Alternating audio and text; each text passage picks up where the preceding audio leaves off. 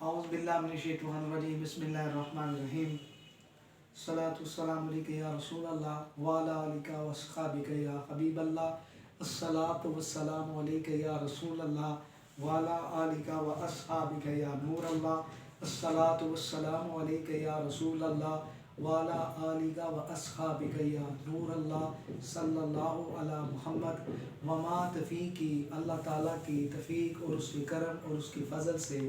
آج پھر حاضر ہوا اور آج پھر موضوع درود شریف کا ہی ہے، اور اس کے اندر ہم نے یہ بتانا ہے کہ درود شریف پڑھنے کے کیا فضائل اور کیا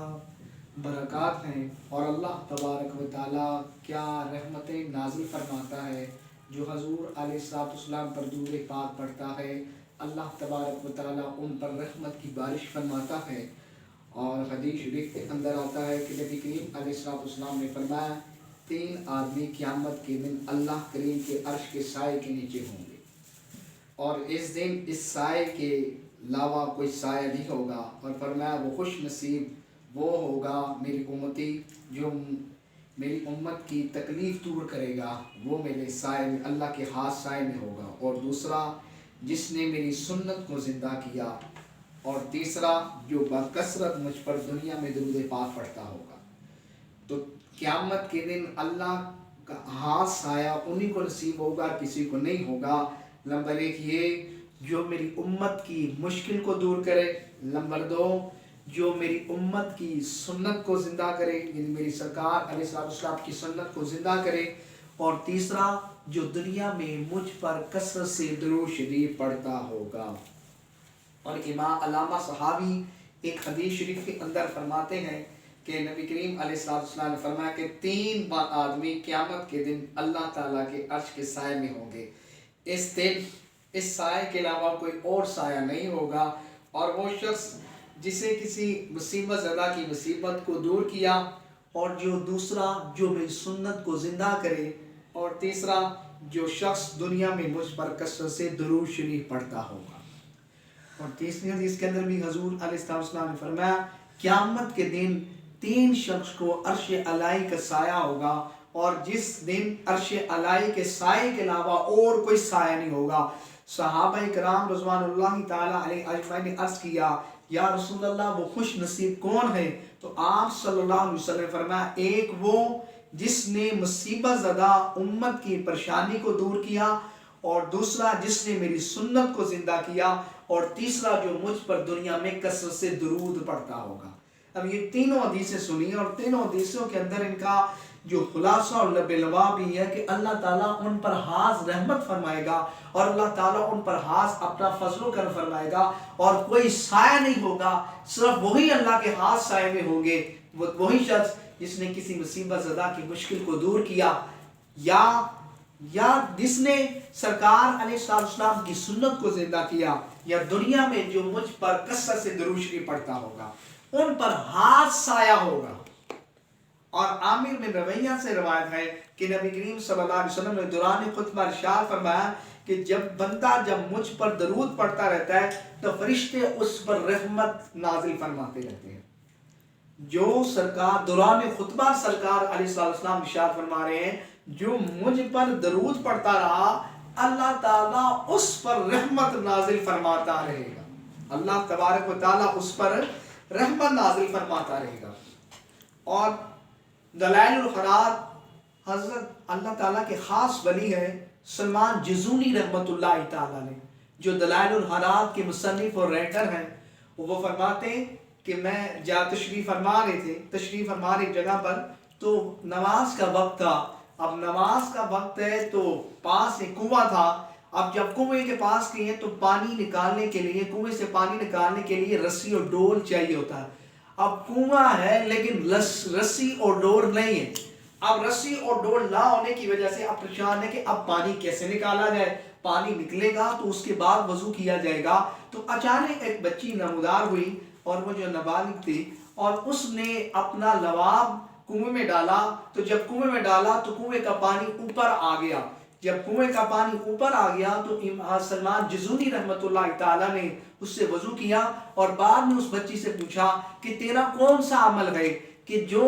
اس کی وجہ سے سارا پانی اوپر آ گیا ہے، تو انہوں نے فرمایا کہ اگر آپ امام نہ ہوتے، اگر آپ عالم نہ ہوتے تو میں نے آپ کو یہ بتانا نہیں تھا۔ فرمایا کہ میں سرکار علیہ السلام پر کثرت سے درود شریف پڑھتی ہوں، تو اس کی وجہ سے اللہ تبارک و تعالی مجھے یہ مقام دیا ہے۔ تو سلمان جزونی رحمۃ اللہ تعالی نے اس بات کا، اس کے بعد یہ واقعے کے بعد ارادہ کر لیا کہ میں سرکار علیہ السلام پر درود شریف پڑھنے کے فضائل میں نے لکھنے ہیں۔ تو اس کے بعد انہوں نے ایک کتاب تحریر کی اور جس کا نام ہے دلائل الحرات، اور آج بھی پڑھی جاتی ہے، اور ہمارے جتنے بھی خلافت جب دی جاتی ہے تو اس کے بعد اس کی بھی اجازت دی جاتی ہے اور اس کی مشق کروائی جاتی ہے، اور پھر اس کے بعد اس کی اجازت دی جاتی ہے۔ تو دلائل الحرات اتنی معتبر ہے کہ ہمارے خانقاہ اور جتنے بھی ہیں اس کو بڑا کثرت سے پڑھا جاتا ہے، اور اس کے اندر سرکار علیہ السلام کے فضائل اور مناقب لکھے گئے ہیں۔ تو اس کے بعد انہوں نے کتاب درج کی اور جس کا نام ہی دلائل الحرات ہے، جس کا نام ہی دلائل الحرات ہے، جس کا نام ہی دلائل الحرات ہے۔ تو جو مجھ پر کثرت سے درود پڑے گا اللہ تعالیٰ ان پر رحمت کی بارش فرماتا۔ اور امام بصیری رحمۃ اللہ تعالیٰ علیہ قصیدہ بردہ شریف جو ہے، جو قصیدہ بردہ شریف کے مصنف ہیں، جنہوں نے لکھا مولا یسلم دائما، اب ان کو قصیدہ بردہ شریف اسی لیے کہا جاتا ہے، بردہ اس میں فعال، اور ان کو آقا علیہ السلام نے اپنی چادر عطا فرمائی تھی، اس لیے ان کو بردہ قصیدہ کہا جاتا ہے۔ اب چادر والا قصیدہ کیوں کہا جاتا ہے؟ کہ اس لیے کہ انہوں نے آقا علیہ السلام نے ان کو اپنی چادر نوازا۔ اب فالج کی ایام میں ہے، اب فالج کی ایام میں انہوں نے نعت لکھی، تو سرکار علیہ السلام نے انہوں نے آقا علیہ السلام کو قصیدہ سنایا، تو اس کے بعد آقا علیہ السلام نے اپنا دست مبارک ان کے جسم پر رکھا تو شفا بھی مل گئی، اور اس کے بعد آقا علیہ السلام نے ان کو اپنی چادر بھی عطا فرمائی۔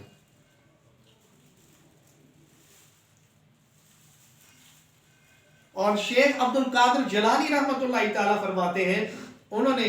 ظہر سے قبل جاگتے اور نبی کریم صلی اللہ علیہ وسلم ظہر سے پہلے جاگتے ہوئے نبی کریم صلی اللہ علیہ وسلم کو دیکھا، فرمایا بیٹے بولتے کیوں نہیں ہو؟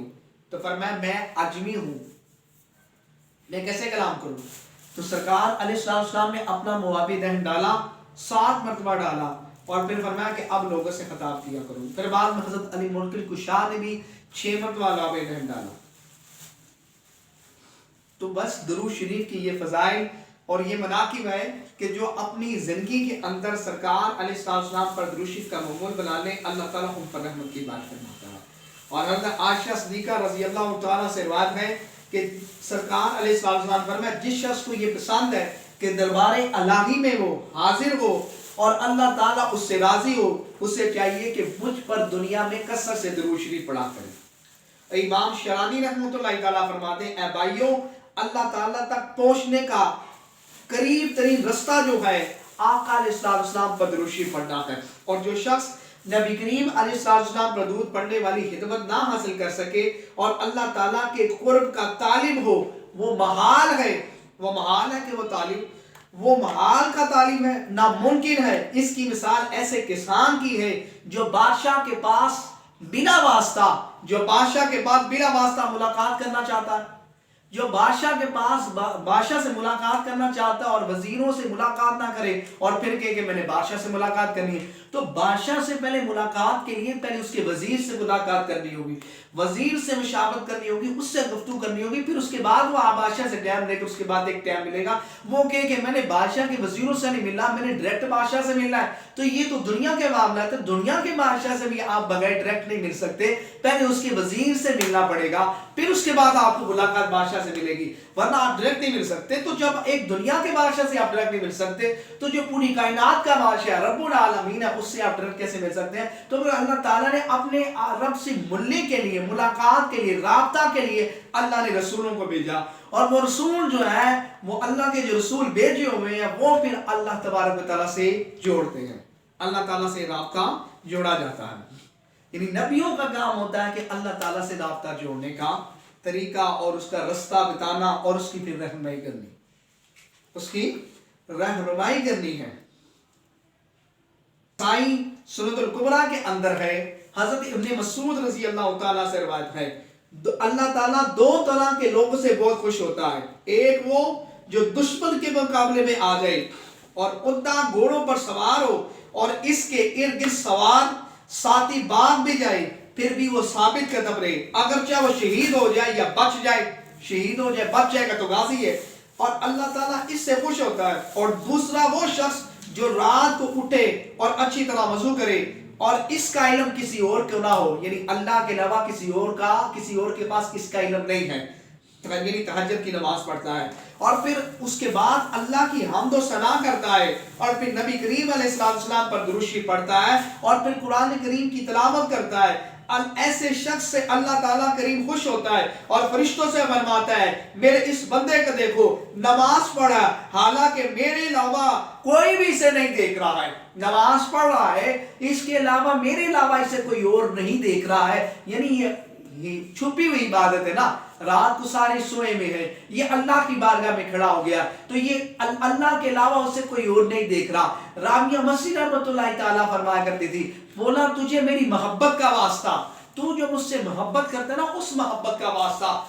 تو فرمایا کہ آپ کے پاس کیا علامت ہے کہ اللہ تم سے محبت کرتا ہے؟ انہوں نے کہا بھی اللہ مجھ سے محبت کرتا ہے، آپ کے پاس کیا نشانی ہے؟ تو انبیاء کرام کے دور میں ظاہری نبیوں کے آقا علیہ السلام کی حیات میں اگر کوئی دعویٰ کرے کہ اللہ مجھ سے محبت کرتا ہے تو آقا علیہ السلام وہی کے ذریعے آقا علیہ السلام اشارہ فرما دے ہاں بھی اللہ اس سے محبت کرتا ہے، تو اب تو وہی کا سلسلہ منقطع ہو چکا ہے۔ تو اب اگر دعویٰ کیا جا رہا ہے رابعہ مسیح تو صحابی تبع تابعین میں صالحین ان کا زمانہ تک نہیں پایا، پھر اس نے کہا کہ جو اللہ مجھ سے محبت کرتا ہے اس محبت کا واسطہ، تو انہوں نے کہا کہ دیکھو اللہ مجھ سے محبت کرتا ہے اس پر دلیل کیا ہے؟ تم سارے سوئے ہوئے ہو اور اللہ تبارک و تعالیٰ نے مجھے اٹھا کر مجھے نیند سے، میں نیند میں تھی اور مجھے نیند سے بیداری کی، مجھے اٹھایا اور مجھے نیند سے اٹھ کر پھر اس کے بعد میں نے وضو کیا اور پھر اس کے بعد میں اللہ کی بارگاہ میں حاضر ہوئی، تو اس کا مطلب ہے کہ اللہ تعالیٰ مجھ سے محبت کرتا ہے، تبھی تو اس نے مجھے اپنی بارگاہ میں سجدہ جگانے کے لیے مجھے نماز کے لیے اپنی یاد کے لیے مجھے وقت دیا، مجھے موقع دیا، ورنہ باقی تو سو رہے ہیں، تو باقیوں کو سلائے رکھا اور مجھے اپنی ڈیوٹی کے لیے مقرر کیا، تو اس کا مطلب ہے اگر مجھے اس نے اپنی ڈیوٹی کے لیے رکھا ہے تو مجھ سے محبت کرتا ہے، تبھی تو مجھے اللہ تعالیٰ نے اٹھایا، ورنہ باقی تو جاگ رہے، باقی تو سو رہے اور مجھے جگایا اور جگا کر بھی مجھے اس کے بعد اپنی بارگاہ میں سر جھکانے کی توفیق عطا فرمائے۔ ورنہ تو لوگ پوری رات بھی جاگتے ہیں، پوری رات بھی جاگ کر نماز پڑھنے کی توفیق نہیں ملتی ہے، پوری رات جاگتے ہیں، تہجد عشاء کی نماز بھی نہیں پڑھتے ہیں، اور عشاء کی نماز بھی گئی، تہجد بھی گئی، اس کے بعد فجر کی نماز بھی گئی، اور یہ ساری رات فضولیات میں گزری، اور کوئی اللہ والے جو ہیں ان کی ساری رات جو گزرتی ہے اللہ کی یاد میں گزرتی ہے، وہ تہجد پڑھتے ہیں، وہ تہجد پڑھتے ہیں اور قرآن، یاسین اور درود پاک سے اپنے وظیفوں کو معمول رکھتے ہیں۔ اور امام عبد الوہاب شرانی رحمۃ اللہ تعالیٰ فرماتے ہیں کہ جب تم تشہادت پڑھتے ہو نا تو سرکار علیہ السلام پر جب سلام پڑھتے ہو، صلاۃ السلام پڑھنے کا حکم اس لیے دیا گیا ہے کہ اللہ تعالیٰ کے دربار میں بیٹھنے والوں غافلوں اس بات پر تنبیہ ہے، جہاں بھی بیٹھو اس بارگاہ میں اپنی نبی کریم صلی اللہ علیہ وسلم کے ان بارگاہ میں ان کے نبی کریم صلی اللہ علیہ وسلم بھی تشریف فرماتے ہیں، اس لیے دربار الہی سے جدائی نہیں ہوتی، بس نمازی کو بلا مشاورت سلام کے ساتھ خطاب فرمایا گیا ہے نبی کریم علیہ السلام کو۔ اور حضرت آدم علیہ السلام جو ہیں، آدم علیہ السلام اپنے بیٹے شیش کو وصیت فرما رہے ہیں، آدم علیہ السلام کا بیٹا شیش علیہ السلام ہے، تم کہتے ہو ماسٹر آدم علیہ السلام پہلے بھائی، آدم علیہ السلام کی شریعت میں بہن بھائیوں کا نکاح جائز تھا، اب جو سرکار کی شریعت ہے اس کے بعد بہن بھائی کا نکاح جائز نہیں ہے، تو آدم علیہ السلام کی شریعت میں بہن بھائیوں کا نکاح جائز تھا، تو جوڑا پیدا ہوتا تھا ایک بیٹا اور بیٹی، اس کے بعد جو اگلی دفعہ بیٹا پیدا ہوگا اس کے ساتھ نکاح،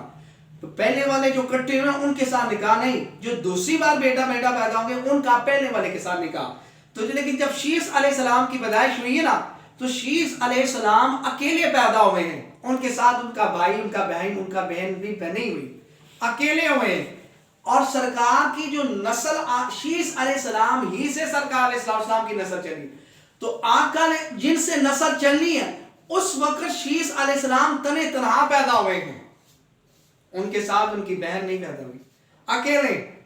مقام مصطفیٰ سمجھے۔ اور آدم علیہ السلام اپنے بیٹے شیش علیہ السلام کو وصیت فرما رہے ہیں، شیش یہ جو تمہاری پیشانی سے جو نور چمک رہا ہے، یہ پیشانی سے جو نور چمک رہا ہے، یہ نور محمد ہے جو منتقل ہو کر میری پیشانی سے تمہارے پاس آیا ہے، اور یہ تمام نبیوں کے تاجور ہیں، تمام نبیوں کے سردار ہیں اور آخر الزمان ہیں، اور اس میں اللہ کے ساتھ میں نے اس میں محمد کو بھی دیکھا ہے، اور اس میں ذات اس قدر جمال اور کمال کے مظہر ہیں، اور فرمایا جب اس کے ساتھ کمالات حقیقی مظہر اس میں محمد مصطفیٰ ہے، اور شیس علیہ السلام آپ فرمایا کہ یہ سب سے آخر الزمان نبی ہیں، اور فرمایا کہ جب میری اللہ تبارک و تعالیٰ نے فرمایا تھا لا تقربوا اس درخت کے قریب نہیں جانا، تو فرمایا کہ میری جب توبہ بھی قبول ہوئی تھی تو اسی نام کی وجہ سے ہوئی تھی، تو فرمایا میں نے جنت کی پتوں پر، جنت کی ٹہنی پر، جنت کے شجروں پر، ہر جگہ میں نے محمد کا نام دیکھا ہے۔ آدم علیہ السلام نے فرمایا میں نے جنت کی دیواروں پہ محمد کا نام دیکھا، میں نے جنت کی دیواروں پہ محمد کا نام دیکھا، جنت کی چھتوں پر محمد کا نام دیکھا، جنت کی اینٹوں پہ محمد کا نام دیکھا، جنت کی ٹہنی پر محمد کا نام دیکھا، جنت کے برتنوں میں محمد کا نام دیکھا، جنت کے بازاروں میں محمد کا نام دیکھا، ٹہنی جگہ میں نے محمد کا نام دیکھا ہے۔ میں نے پوری جنت کے اندر محمد کے نام کو سجایا، پتوں کے اندر محمد کا نام ہے، ٹہنیوں کے اندر محمد کا نام ہے، شجر کے اندر محمد کا نام ہے، پرندوں میں محمد کا نام ہے، جنت کے برتنوں میں محمد کا نام ہے، جنت کے سمندروں میں محمد کا نام ہے، جنت کے سمندروں کے اندر جو جانور ہیں ان کے اندر محمد کا نام ہے، جنت کی کشتی میں محمد کا نام ہے، جنت کے پتوں میں محمد کا نام ہے، جنت کے پھلوں میں محمد کا نام ہے، جنت کے برتنوں میں محمد کا نام ہے، جنت کی مٹی میں محمد کا نام ہے، جنت کی حوروں میں محمد کا نام ہے، جنت کے حوروں کی لباسوں کے اندر محمد کا نام ہے، جنت کی حوروں کے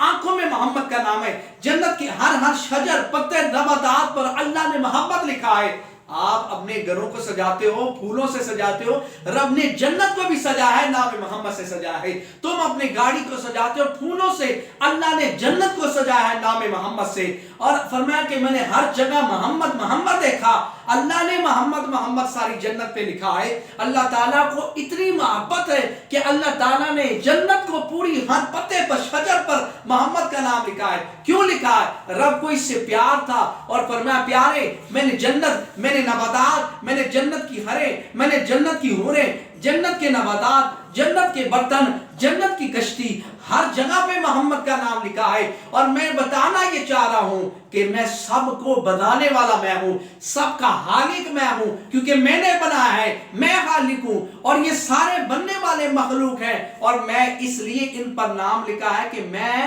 خالق ہو کر تجھے مالک بنا دیا ہے، تو جسے چاہے عطا فرما دینا۔ اور اس لیے فرمایا انا اعطیناک الکوثر، اور فرمایا آپ کو اللہ تعالیٰ اتنا عطا فرمائے گا وصلی، اور فرمایا کہ آپ راضی ہو جائیں گے۔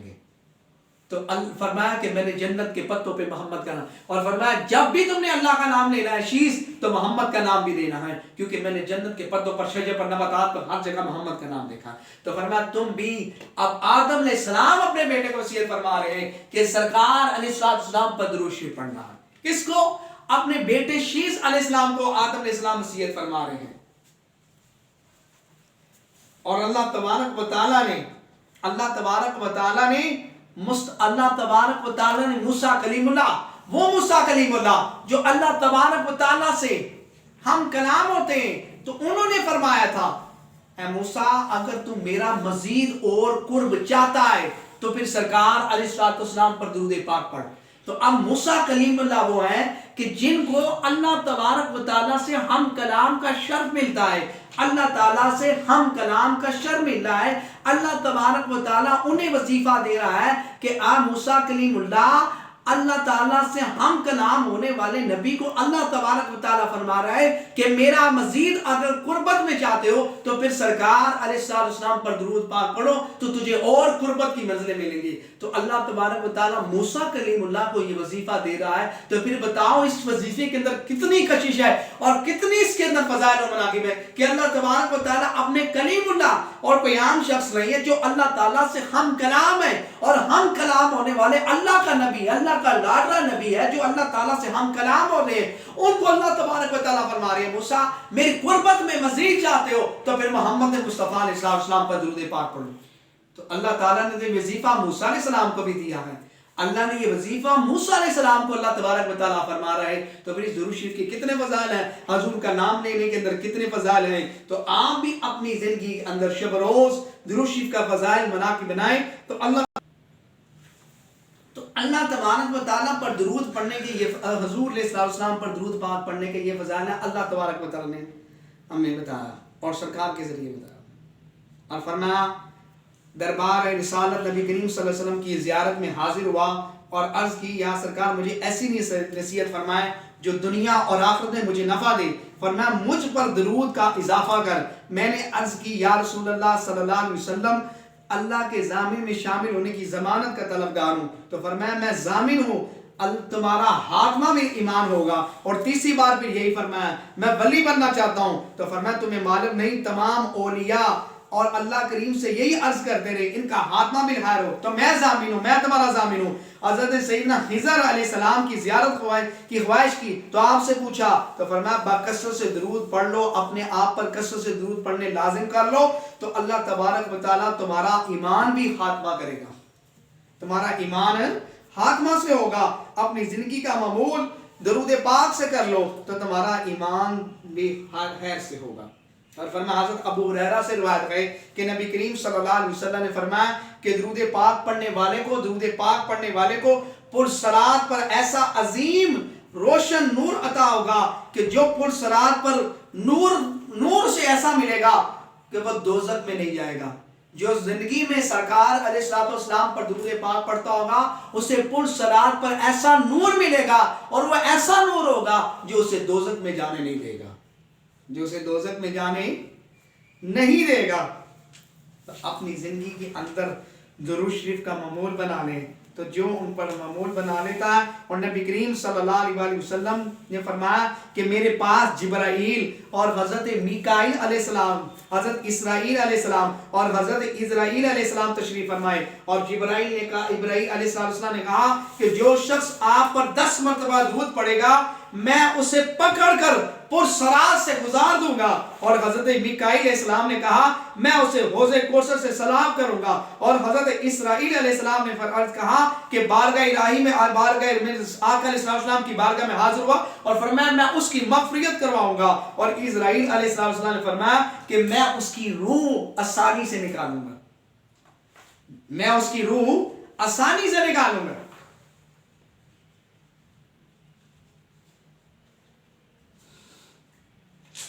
میں اس کی روح آسانی سے نکالوں گا. واہ. اور ابو بکر صدیق رضی اللہ تعالیٰ سے روایت ہے کہ میں نے حضور علیہ السلام کو فرماتے سنا جو مجھ پر درود پاک پڑھے گا قیامت کے دن میں اس کی شفاعت کروں گا.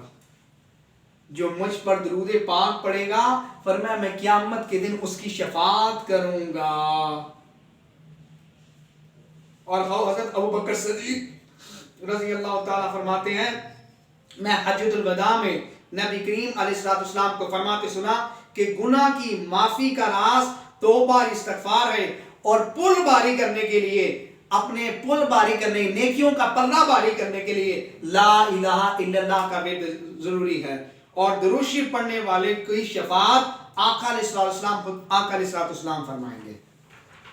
اور حضرت جابر رضی اللہ تعالیٰ عنہ سے مروی ہے کہ آقا علیہ السلام نے ارشاد فرمایا انسان کا بخل، یہ بخل کافی ہے کہ جس کے پاس میرا ذکر ہو اور وہ مجھ پر درود نہ پڑھے. اور یہاں تک فرمایا کہ جو شخص درود نبی کریم صلی اللہ علیہ وسلم پر درود پڑھنا بھول گیا وہ جنت کا راستہ بھول گیا. جو نبی کریم صلی اللہ علیہ وسلم پر اور ہلیت الاولیاء کے اندر ہے. سرکار علیہ السلام کا ایک آدمی کے پاس گزر ہوا جس کے پاس ایک شکاری تھا اور اللہ کریم کی مہربانی سے اسے اللہ تعالیٰ نے اسے قوت مہیا دی. ہرنی کے پاس آقا علیہ السلام کا گزر ہوا اور فرمایا میرے آقا مجھے اجازت دے. ہرنی نے کہا کہ میں اپنے بچوں کو دودھ پلا کے ابھی واپس آ جاتی ہوں، یہ مجھے شکار اس نے کیا ہوا ہے، مجھے باندھا ہوا ہے اور مجھے چھوڑ نہیں رہا، اور مجھے اجازت دے میں ابھی اپنے بچوں کو دودھ. ہرنی نے کہا میں دودھ پلا کر واپس آ جاؤں. اب سرکار نے فرمایا اس کو چھوڑ دو. اب ہرنی کو چھوڑا گیا. اب مالک نے کہا کہ ہرنی آئے گی کبھی واپس؟ ہرنی تو واپس نہیں آتی. انہوں نے کہا کہ ہرنی واپس آئے گی. فرمایا اس لیے کہ اس نے وعدہ امام الانبیاء سے کیا ہے۔ اب جب ہنی واپس آ گئی اور ہنی نے کیا کہا تھا، فرمایا کہ اگر میں واپس نہ ہوں تو سرکار نے فرمایا اگر تو واپس نہ آئی تو کیا، فرمایا مجھے اس شخص کی لعنت ہو جس نے نبی کریم علیہ السلام کا اسم گرامی سنا ہو اور آپ صلی اللہ علیہ وسلم پر درود نہ پڑھا ہو، اس آدمی کی طرح لعنت ہو جو نماز پڑھے اور دعا نہ مانگے۔ تو چنانچہ وہ واپس آئی اور پھر سرکار علیہ السلام کی بارگاہ میں جب حاضر ہوئی، دودھ پلا کر واپس آئی تو یہاں روایتوں میں ہوئی ہے تو اس نے ہنی نے اپنے بچوں کو کہا کہ بھئی جلدی دودھ پی لو، میں نے جا کر واپس جانا ہے، میں نے آقا علیہ السلام سے وعدہ کیا ہے، میں نے جلدی جانا ہے۔ تو انہوں نے کہا کہ اچھا یہ مصطفیٰ علیہ السلام سے وعدہ کیا ہے۔ امی ہنی نے کہا کہ ہم بھی دودھ نہیں پیئیں گے، ہم نے بھی مصطفیٰ کا زیارت کرنی ہے، ہم نے بھی سرکار کی زیارت کرنی ہے۔ تو ہنی بھی آئی اور ہنی کے بچے بھی آئے۔ ہنی کے بچوں نے کہا کہ ہم بھی دودھ نہیں پیئیں گے، ہم نے مصطفیٰ کا دیدار کرنا ہے۔ تو ہنی بھی ساتھ آئی اور ہنی کے بچے بھی آئے۔ تو ہنی نے بھی اور ہنی کے بچوں نے بھی دیدار کیا۔ اور اس کے بعد جب شکار جس نے اس کو قید کیا تھا، انہوں نے کہا آج کے بعد میں نے اس کو بھی آزاد کیا اور فرمایا مجھے کلمہ پڑھا کر مسلمان کرے، مجھے کلمہ پڑھا کر مسلمان کرے۔ تو مسلمان ہو گئی، وہ جس نے شکار کیا تھا وہ مسلمان ہو گئے۔ اور وقت بہت طوالت کو پہنچا جا رہا ہے اور ایک تو حدیث، اس کے بعد انشاءاللہ اجازت۔ اور حضرت حسن بصری رضی اللہ تعالیٰ عنہ سے روایت ہے قال رسول اللہ صلی اللہ تعالیٰ علیہ وسلم من قرأ قرآن حامد ربہ وصلی اللہ علی نبی صلی اللہ تعالیٰ علیہ وآلہ وسلم فقد ارتسما خیر من مزنی۔ اور سرکار علیہ السلام نے فرمایا جس شخص نے قرآن پڑھا اور پھر اپنے رب تبارک و تعالیٰ کی حمد کی، پھر اس کے بعد سرکار علیہ السلام پر درود پاک پڑھا، اس نے حیر کو اس جگہ سے تلاش کر لیا ہے۔ اور فرمایا من صلی علیہ فی یومی 50 مرتا، فرمایا جو شخص نے مجھ پر 50 مرتبہ درود پاک پڑھا، قیامت کے دن میں اس سے مصافحہ فرماؤں گا، قیامت کے دن میں اس سے مصافحہ فرماؤں گا۔ اور سرکار علیہ السلام نے فرمایا کہ جس کو اللہ تعالیٰ کا ہاتھ سایہ چاہیے، فرمایا وہ مجھ پر کثرت سے درود پڑھے، مجھ پر کثرت سے درود پڑھے، فرمایا اللہ تبارک و تعالیٰ اس سے محشر کے اندر اپنا ہاتھ سایہ عطا فرمائے گا، اللہ تعالیٰ ان پر اپنا ہاتھ سایہ عطا فرمائے گا۔ اور حضرت ابو سعید خدری رضی اللہ تعالیٰ سے بات ہے کہ نبی کریم صلی اللہ علیہ وسلم فرمایا کہ جو شخص کسی مجلس میں بیٹھے اور اس میں درود پاک نہ پڑھے تو فرمایا اگرچہ وہ جنت میں داخل ہو جائے لیکن اسے حسرت ہوگی کہ اس کو وہ جزا بھی دیکھی جائے گی، یعنی جو درود پاک والوں کو جزا دی جائے گی نا تو اس کو حسرت ہوگی کہ کاش میں بھی، یعنی جو درود پاک زیادہ پڑھتے ہوں گے اور ایک درود پاک کم پڑھتے ہوں گے تو جو زیادہ والوں کو جزا ملے گی اور جو کم پڑھنے والے وہ بھی جنت میں جائیں گے۔ جب جنت میں جائیں گے ان کے اندر حسرت ہوگی کاش ہم بھی زیادہ درود پڑھتے اور جو انعام و کرام انہیں مل رہے ہیں وہ انعام و کرام ہمیں بھی ملتے۔ عن ابن سعید خدری رضی اللہ تعالی النبی صلی اللہ علیہ وسلم قال لا يجلس قوم مجلسا لا يصلوا فيه على نبی صلی اللہ تعالی علیہ وسلم الا كان عليه حسرة ان دخلوا الجنة لما يرى من ثوابه۔ اور آپ نے ایک دو حدیث سے بس اور حضرت ابو ہریرہ سے روایت ہے کہ جو شخص کسی مجلس میں بیٹھے اور اس میں اللہ کا ذکر نہ کرے اور سرکار علیہ السلام پر درود پاک نہ پڑھے تو انہیں قیامت کے دن نقصان ہوگا۔ وہ کیا ہوگا؟ فرمایا چاہے تو اللہ عذاب دے چاہے تو اللہ بخش دے۔ ان شاء غفر لهم ان شاء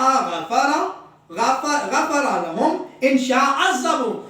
اللہ چاہے تو عذاب دے چاہے تو اللہ تعالیٰ بخش دے، یہ اللہ کی مرضی۔ اور حضرت انس بن رضی اللہ تعالیٰ عنہ سے روایت ہے سرکار علیہ السلام نے فرمایا تمہیں بتاؤں بخیل کون شخص ہے؟ فرمایا بخیل وہ شخص ہے کہ جس کے سامنے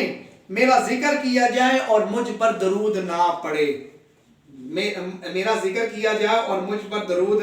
نہ پڑے. اپنے آپ کو اپنی زبانوں کو درود پاک سے تر رکھے, اور جو سرکار علیہ السلام درود پاک پڑھتا ہے اللہ تعالیٰ ان پر رحمت کی بارش نازل فرماتا ہے, اللہ تعالیٰ ان پر فضل و کرم فرماتا ہے. اب آپ میری ویڈیو کو وائرل کریں, شیئر کریں, تاکہ اس کو سن کر جو بھی درود پاک پڑھے گا, جو بھی اس سے استفادہ حاصل کرے گا, جو بھی اس مواد کو سنے گا, کیونکہ یہ جو سارے فرامین ہیں سرکار علیہ السلام کی حدیث شریف آپ کو سنائی, جو بھی اس پر سنے گا اور اس پر عمل کرے گا یہ آپ کے لیے اور میرے لیے توشہ نجات بنے گا. اللہ رسول کی رضا کے لیے شیئر کریں, کیونکہ سرکار علیہ السلام نے فرمایا جو میری حدیث کو سنے اور پھر اس کے بعد اس کو سمجھ کے آگے سمجھائے, اس کو شیئر کرے, اللہ تعالیٰ اس پر چہرے کو تر و تازہ رکھے اور اللہ تعالیٰ اس کے مشکلوں کا دور فرمائے اور اللہ تعالیٰ اس پر رحمت کی بارش فرمائے. یہ سرکار علیہ السلام کی خصوصی دعا ہے جو حدیثیں پڑھتے ہیں اور پڑھا رہے ہیں. فرمایا اللہ تعالیٰ اس کے چہروں کو تر و تازہ رکھے اور اللہ تعالیٰ اس پر رحمت کی بارش فرمائے. تو آپ بھی اس میں ضمن میں شامل ہو جائیں. تو سرکار نے السلام نے فرمایا تھا میرے صحابہ, جب تم جنت سے گزرا کرو, جنت کی کیانیوں سے گزرو تو کچھ کھا لیا کرو. تو فرمایا کہ کیا